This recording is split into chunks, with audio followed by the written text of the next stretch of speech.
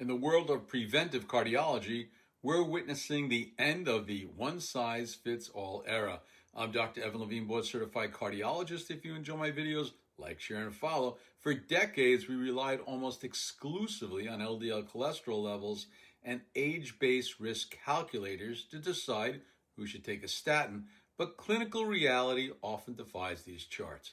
I recently saw a magical 82-year-old, the patient with an LDL of 180, who by all metrics should be riddled with disease, yet she brought a calcium score of 0, done by another heart doc. And these patients are, well, they're biologically immune to plaque in ways we still don't understand. However, the revolution in the latest guidelines lies in how we interpret the opposite end of the spectrum, the calcium score of even just 1. Now, to the untrained, a calcium score of 1 seems negligible, but especially for younger patients under the age of 50, that one is a siren. It represents the tip of the iceberg. Scientific data, including the MESA study and pathology reports in JACC, remind us that calcified plaque, the only thing a standard CT scan sees, well, it accounts for only 20% of the total plaque burden.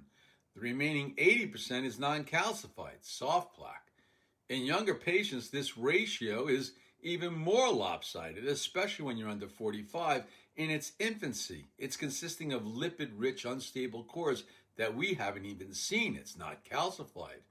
So a calcium score of 1, we're essentially catching the forest fire just as that first match is struck.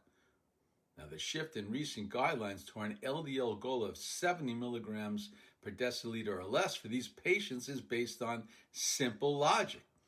Atherosclerosis is a cumulative disease. It's a product of LDL concentration multiplied by time. By waiting for the score to reach 100 or more in a patient who's now 60, we allow the area under the curve to grow, permitting soft plaque to harden and arteries to narrow. The more modern approach, published in the new AHA-ACC guidelines, is to stop the plaque at the infancy. So when a patient shows a score of 1, the debate is now over. The disease has started.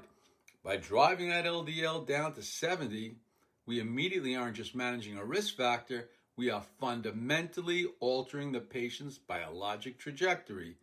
We're stabilizing the invisible 80% or more soft plaque before it can rupture. If you had a low calcium score and were previously told not to worry, it's time to go back to your doctor and review the brand new 2026 AHA-ACC guidelines. I hope that helps.